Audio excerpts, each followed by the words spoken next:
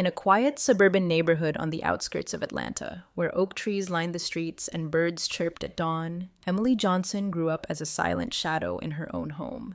At 16, while her peers were obsessing over prom dresses or hanging out at trendy coffee shops, Emily was pedaling a rusty bike 4 blocks to Sweet Haven Bakery. There, under flickering neon lights, she scrubbed tables, washed dishes, and mopped floors until late at night. Sweat soaked her shirt, but Emily never complained. The money from those long shifts didn't go toward lip gloss or movie tickets. It went to a secondhand laptop with a glitchy screen, just reliable enough to keep up with her schoolwork. No one at home asked if she was tired, if she'd slept enough, or if she'd eaten after those grueling shifts. To her parents, Emily was the good girl, always there to fix problems, like an angel who didn't need recognition. The Johnson family's house looked like any other in the neighborhood. White picket fence, neatly trimmed lawn, and the hum of a TV drifting from the living room every evening. But inside, things were off-kilter, like a painting hung crooked on the wall. Emily's brother, Ryan, 4 years her senior, was the center of attention. Ryan had once been a star in elementary school, winning first place in a county-wide art contest with a painting of a sparrow. Their dad, David, retold that story every Thanksgiving, his voice brimming with pride as if Ryan had just won an Olympic medal. Their mom, Linda, always defended Ryan, even when he dropped out of art school after 2 years because the professors didn't get his vision. Meanwhile, Emily, with her straight-A report cards and spotless record, was the dutiful daughter who never caused trouble, but her achievements earned only half-hearted nods. When she won a full scholarship to Georgia State University, a feat any family would boast about, her mom just frowned. "Why didn't you pick a school closer to home? Ryan might need the car." As if Emily's dreams were just an inconvenience to her brother's plans. One chilly fall evening, as a crisp breeze swept through Atlanta's streets, Emily sat curled up on the living room couch, cramming for her AP Calculus exam. The TV blared with her mom's favorite cooking show, while her dad was glued to a spreadsheet for car insurance. Ryan sprawled across an armchair, earbuds in, playing a shooter game on the brand new MacBook their mom had bought him with a credit card. "Ryan needs it to start fresh," she'd said, as if it were a given. Emily thought of her own beat-up laptop, bought with her hard-earned money, and a bitter pang rose in her chest. But she swallowed it, as she had 1,000 times before. The next day at the bakery, disaster struck. Rushing to clean up before closing, Emily accidentally knocked over a stack of glass mugs. The crash echoed through the shop, and her boss, a gruff man named Carl, tore into her in front of a crowd of customers. "Do you know how much those cost? That's coming out of your paycheck." Emily bowed her head, apologizing profusely, but inside, she was burning. She worked tirelessly, never missing a shift, yet one small mistake was enough to humiliate her. When she got home and told her mom, hoping for a shred of comfort, Linda just sighed. "You need to be more careful, Emily. We're struggling as it is." No kind words, no hug. A week later, Emily got her paycheck. The deduction was worse than she'd feared, nearly half her earnings for the month. She stood frozen in the bakery's tiny kitchen, staring at the numbers, feeling like the world was crushing her. That night, she asked her mom to help cover part of her upcoming tuition, since her savings were drained. Linda looked at her, irritation and disappointment in her eyes. "Emily, you know Ryan needs money for that graphic design course. Can't you wait a few months?" Emily nodded, though her heart felt like it was shattering. Ryan was always the priority. She was just the backup plan. One Sunday morning, Emily woke early to prepare for a group presentation at school. She needed to print handouts, but the family's printer had been broken for weeks. She asked her dad if she could use the credit card to print at a nearby copy shop. He scowled. "Money doesn't grow on trees, Emily. Don't you know we're dealing with Ryan's car repairs?" She bit her lip, swallowing a storm of frustration.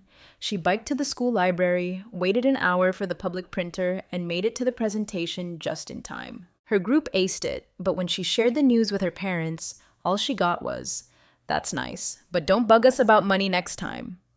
The breaking point came on a frigid winter night. Emily trudged home after a late shift, her coat soaked from the rain.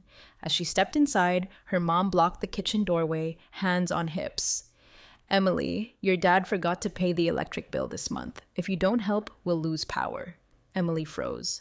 It wasn't the first time. She'd covered water bills, gas bills, even roof repairs when it leaked. But this time, exhaustion weighed her down like lead. She wanted to scream. Instead, she dug into her wallet, handed over her last bit of savings, and said nothing. Linda took the money without a thank you, only muttering, "Next time, remind your dad sooner." That night, Emily lay in bed, staring at the stained ceiling. She thought of the days biking through rain, the nights staying up late to study, the tears she'd choked back to keep the peace. Who was she in this family? A daughter, a sister, or just a walking wallet, always there when they needed cash? Outside, Atlanta's streetlights flickered through her window, whispering a promise. One day, she'd find a place where she truly belonged. But in that small room, Emily felt like a ghost, invisible and unloved. After graduating from Georgia State University with honors in finance, Emily stepped into adulthood with a job at Pinnacle Investments, a top-tier financial consulting firm in downtown Atlanta. At 22, she was quietly proud of herself, even if her family never noticed. Every morning, she woke at 5 a.m., brewed coffee in her tiny rented apartment, and braved the city's traffic to get to the office. The job demanded 60-hour weeks, crunching numbers, meeting clients, and tackling reports so complex they made her head spin. But Emily loved it. It gave her a sense of control, something she'd never had in the Johnson household. But that freedom was an illusion. Even after moving out of the suburban house, Emily Johnson remained shackled by an invisible chain of family obligations. It started with small, seemingly harmless texts. One evening, after finishing a grueling 30-page report for work, her phone buzzed. A message from her mom, Linda. "Emily, your dad forgot to pay the gas bill. They're cutting us off tomorrow if we don't settle it. Can you help?" Emily sighed, opened her banking app, and sent $200 without a second thought. She figured it was a one-off, that every family hits a rough patch now and then. She was wrong. A few weeks later, a call from her dad, David, jolted her awake at midnight. "Emily, the roof's leaking bad. Water's pooling in the living room. Can you send some money to fix it? I'll pay you back, I swear." Emily bit her lip, glancing at her account balance, just enough to cover next month's rent. She wired $800, knowing full well her dad's "I'll pay you back" was as empty as always. Then came Ryan, her older brother, who'd never held a job for more than 6 months. One afternoon he called, his voice bubbling with childlike excitement. "Hey, Em, I found this awesome online Photoshop course. It's only $500, but I'm a little short. Can you spot me?" Emily wanted to say no, to ask what happened to the MacBook their mom bought him 2 years ago, but she just nodded into the phone and sent the money.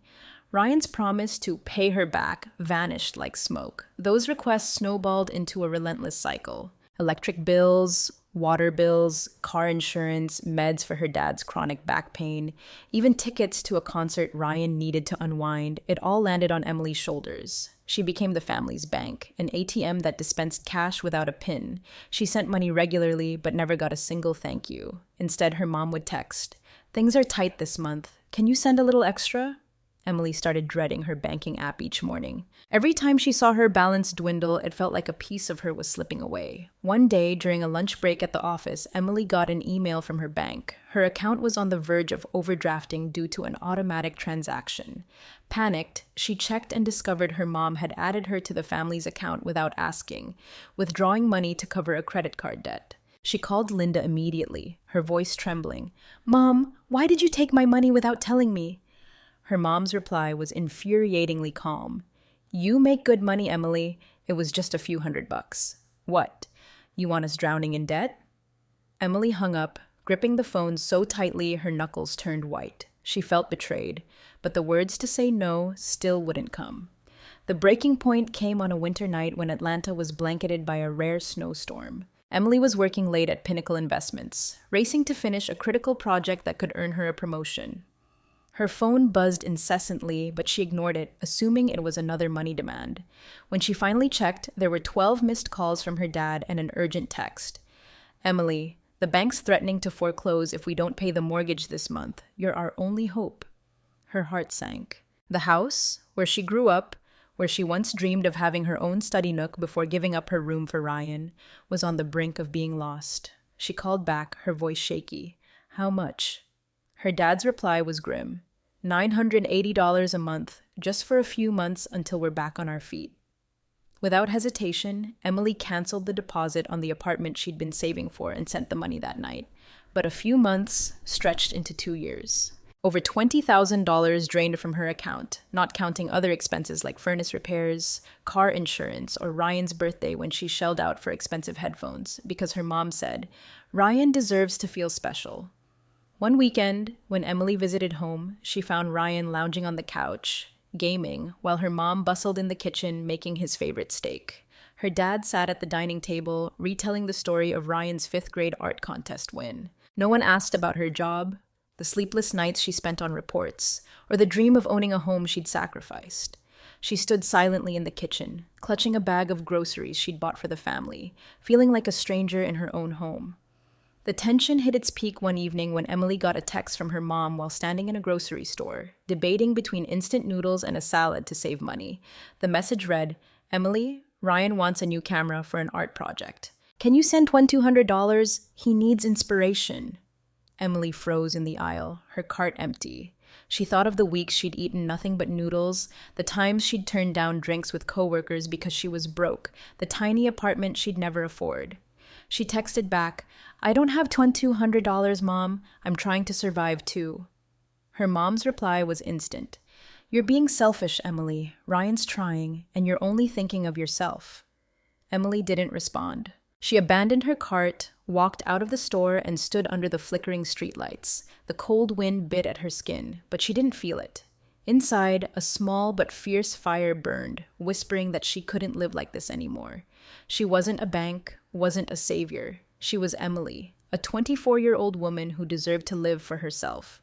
But the chains of duty still held tight, and she knew breaking them would mean facing a storm bigger than any blizzard Atlanta had ever seen. Emily Johnson was used to swallowing bitterness as part of life.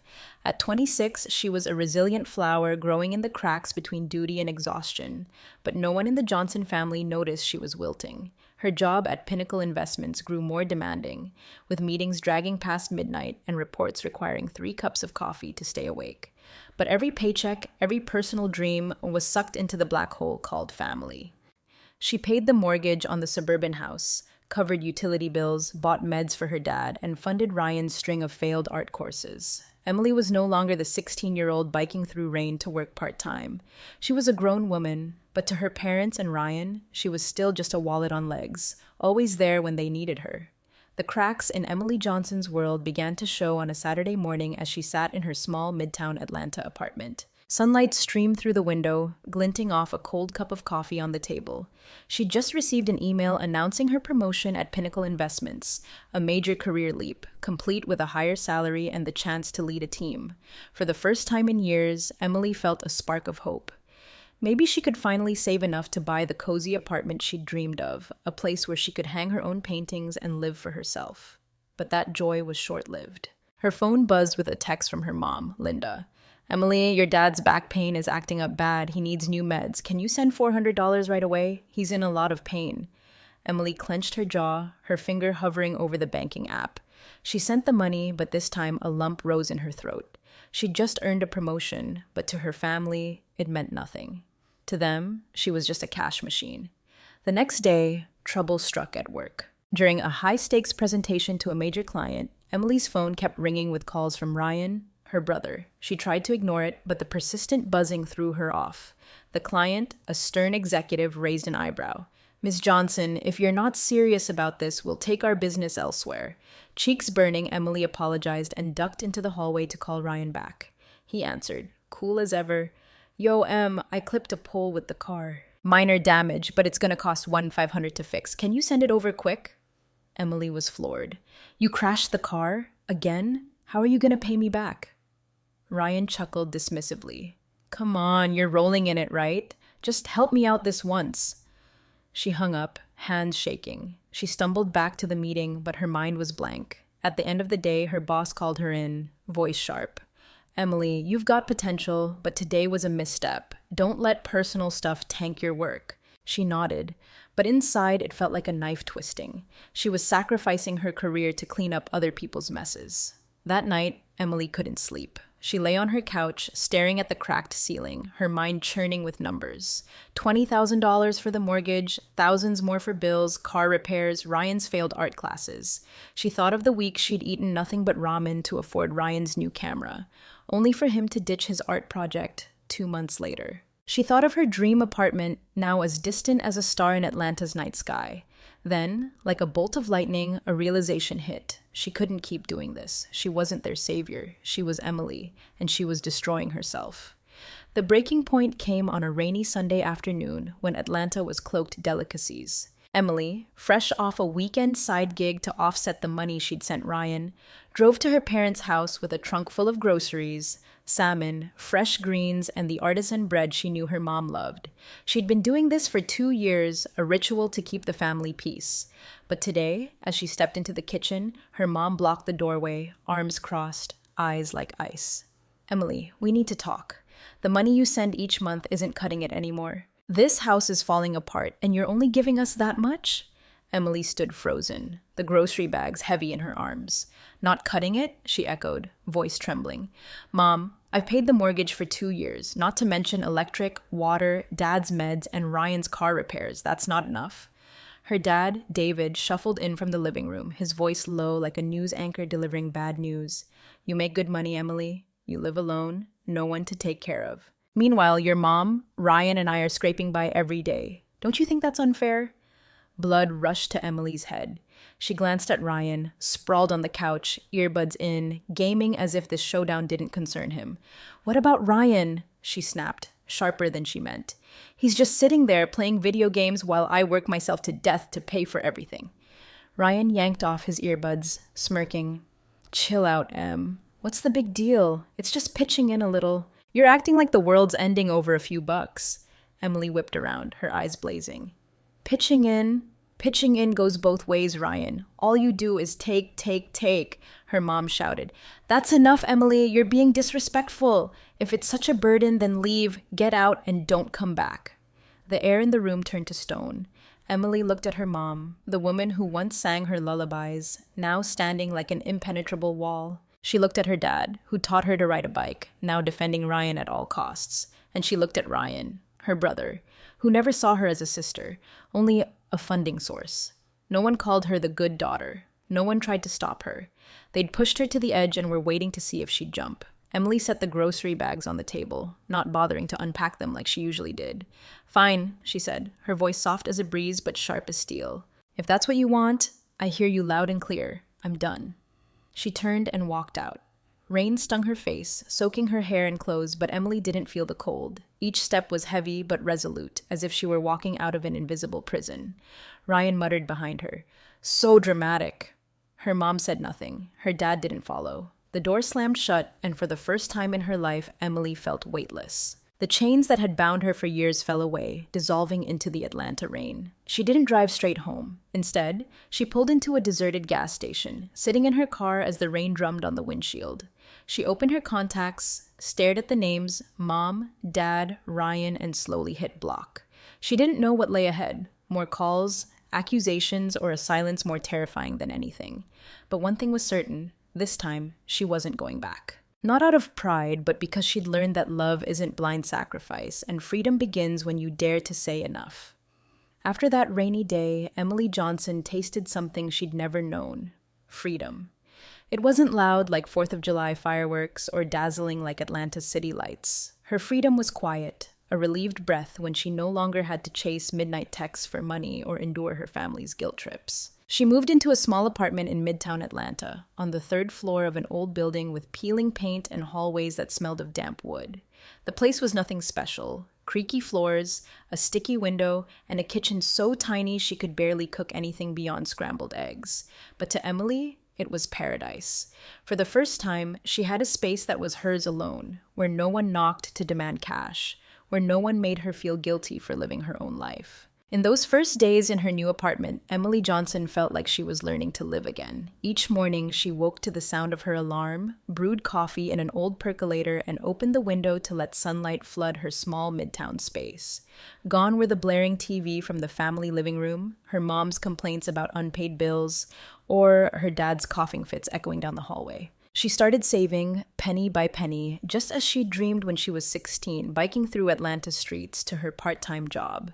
On weekends, she strolled through Piedmont Park, sitting under an oak tree with a book, her phone no longer glued to her hand for family emergencies. She even signed up for a painting class at a local community center, learning to mix colors and create vibrant sketches of Atlanta's skyline, something she'd never had time to notice before. But freedom, she discovered, wasn't a straight path. It was like a wave, gentle at first, but always carrying the threat of a sudden gust. 3 months after leaving her family, as Emily was settling into her new rhythm, her phone lit up with a text from her mom, Linda. "Emily, your dad got a warning letter from the bank. Something's wrong. Call me back now." She stared at the message, her finger hovering over the screen, but didn't reply. She knew something's wrong was never about health or safety. It was always about money. A few days later, her dad, David, called directly, his voice low and urgent. "Emily, the house situation can't wait. You need to talk to us." She let the call go to voicemail, but a knot of unease tightened in her chest. The calls didn't stop. Every day, her phone buzzed like a fire alarm. Her mom called, her dad called, then Ryan, her brother, left a voicemail laced with pleading and blame. We're all struggling. You think walking away fixes everything? This isn't a game." Emily didn't respond. She changed her work number and blocked a few contacts, but the messages still slipped through. One night, as she worked on a painting of Piedmont Park, a text from her mom popped up. "Are you really abandoning your family? You've changed, Emily. You've become so cold." Each word felt like a knife to the heart. Cold? She wasn't cold. She was healing, learning to love herself after years of being drained dry. The tension peaked one evening when Emily got home from a long day at Pinnacle Investments. She was brewing tea, trying to shake off a headache from a tough project, when her phone rang with an unknown number. Frowning, she answered. A woman's voice introduced herself as a bank representative. "Miss Johnson, I'm calling about your family's mortgage account. It's severely delinquent and we're about to start foreclosure proceedings. You're listed as a secondary contact, so I need to confirm."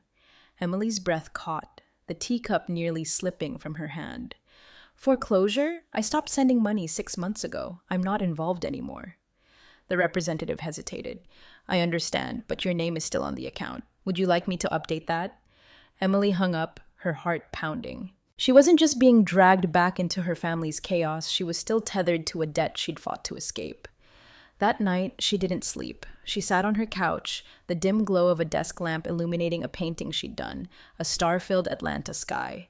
She thought of the suburban house where she grew up, where she'd once dreamed of a quiet study corner before giving her room to Ryan. She thought of the years she'd sent money, the weeks she'd survived on ramen to cover family bills. And now, they still saw her as their lifeline, even after she'd walked away. Her phone lit up with another text from Ryan.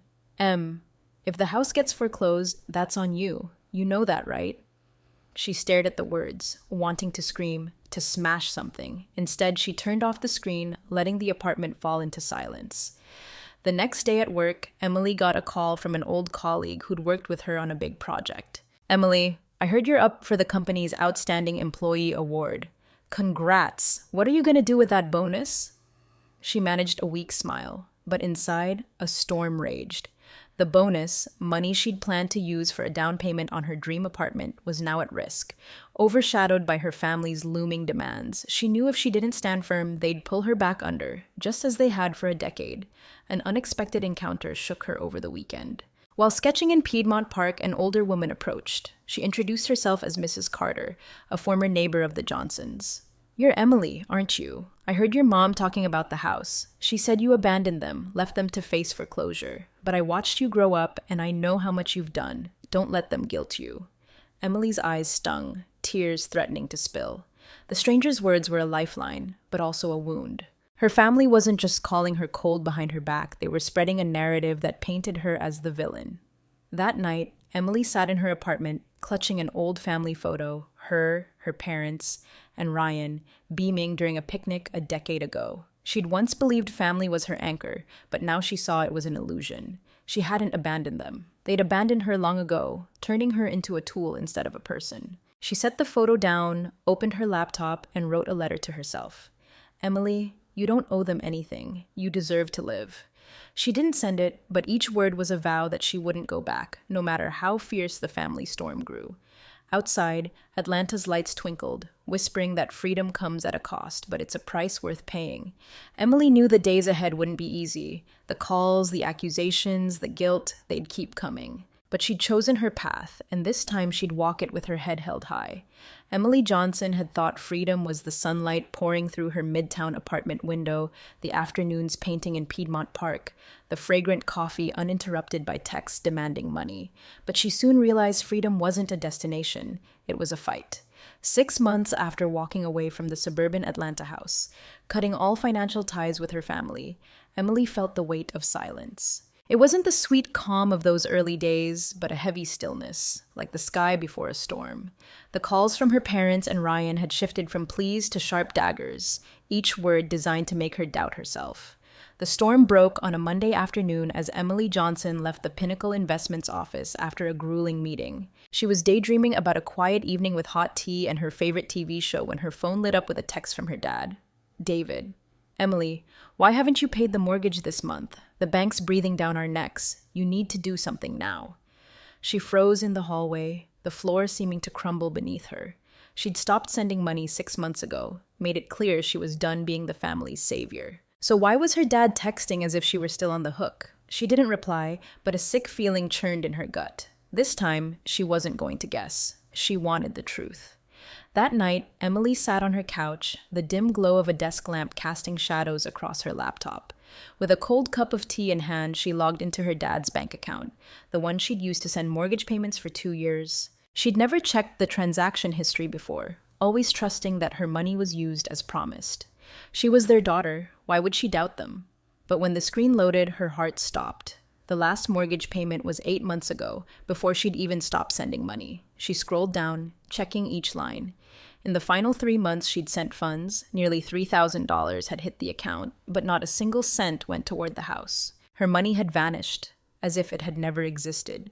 She called the bank, her voice steady but her hands trembling. After a few minutes of verification, the representative confirmed. The account hasn't had a full payment since the start of the year. It's now in collections with an overdue balance of $6,480. Emily hung up, feeling like someone had doused her with ice water. It wasn't disappointment or anger, it was betrayal, as if her family had taken the trust she'd given them and stabbed her in the back. She sat motionless in her apartment, Atlanta's city lights flickering outside, but this time they offered no comfort. One question echoed in her mind: how long had they been lying to her? The next morning, Emily texted her dad. I talked to the bank. The mortgage is 8 months behind. I sent money, so where did it go? She didn't expect an immediate reply, but 15 minutes later her phone rang, her dad's number. She didn't pick up. She wasn't ready for excuses. But the second call came, then a third at 10 p.m.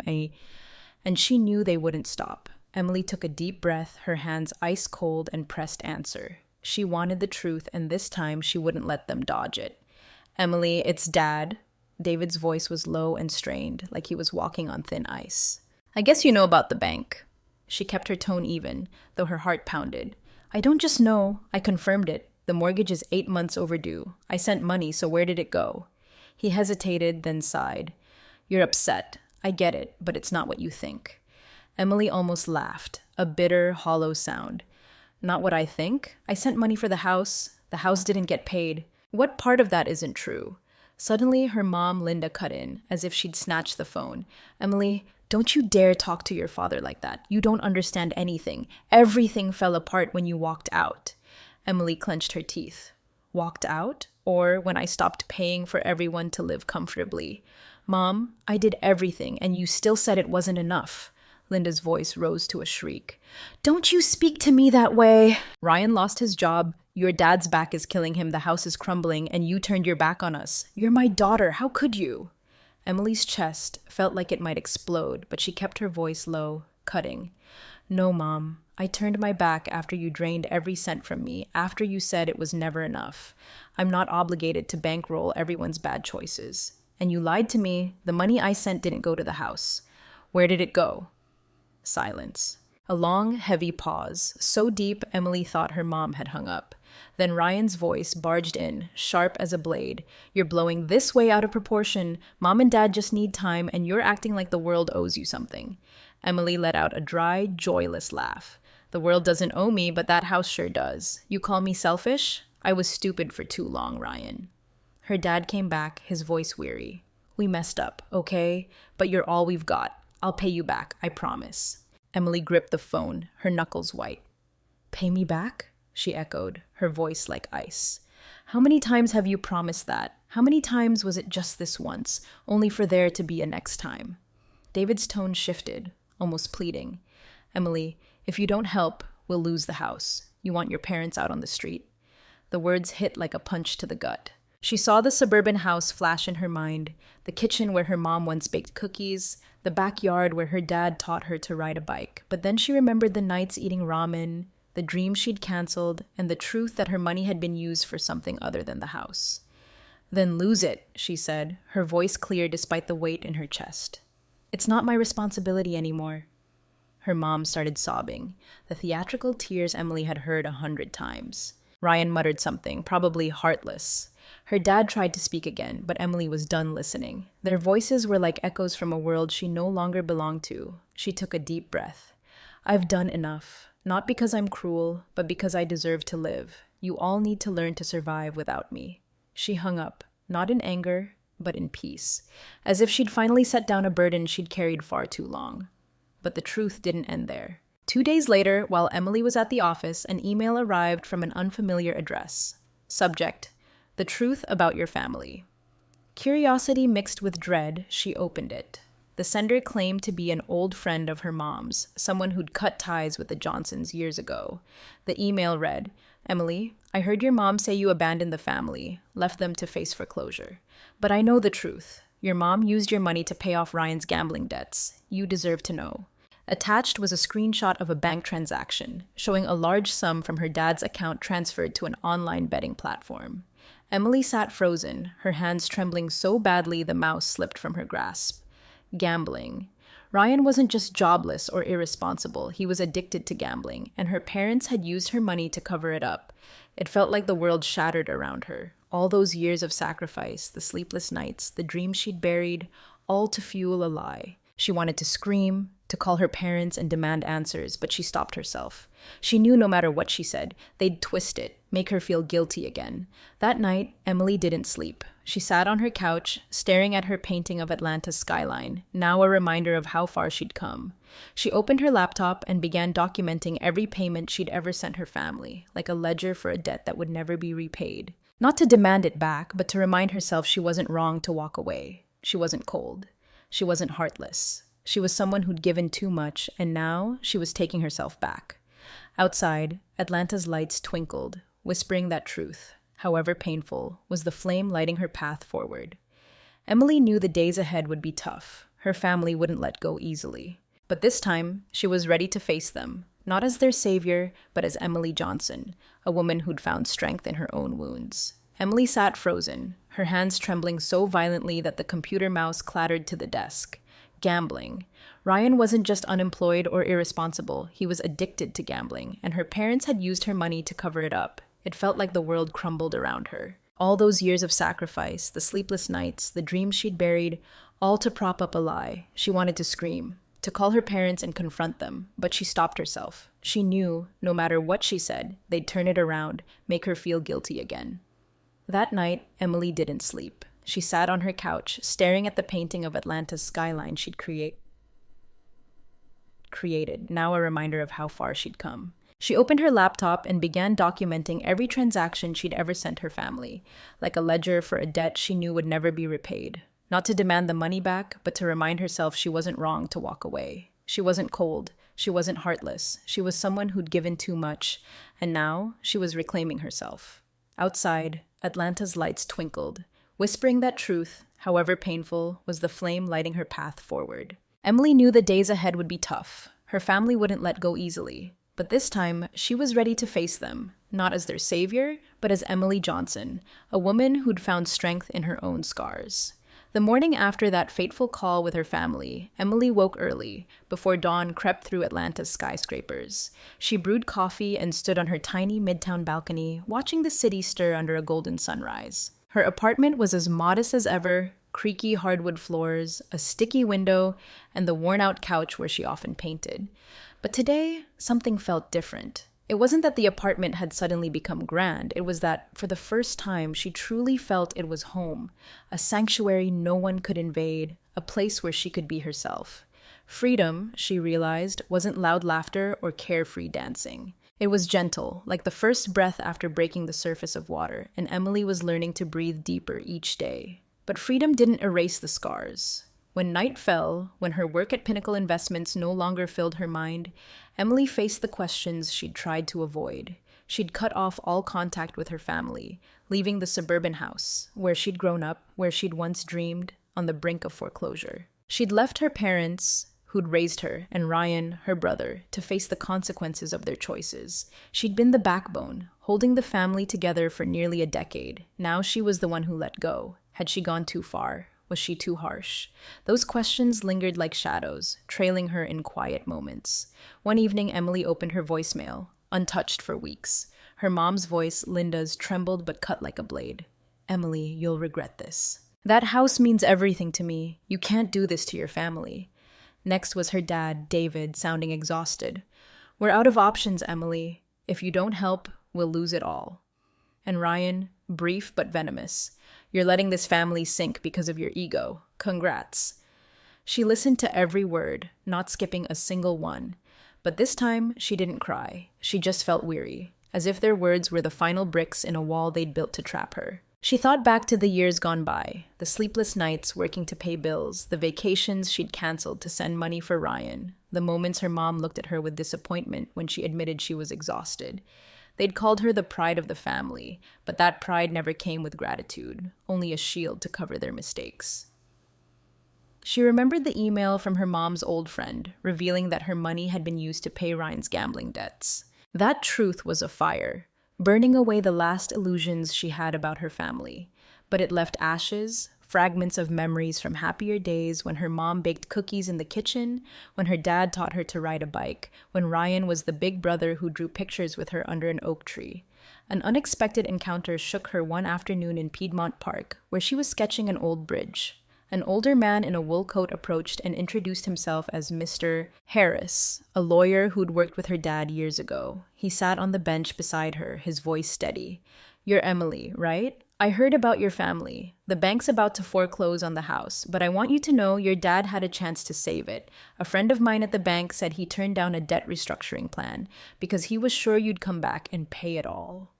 Emily's sketch fell to the grass, her voice barely a whisper. "He thought I'd come back, Mr. Harris nodded. "You've done more than anyone could ask. Don't let them make you think otherwise."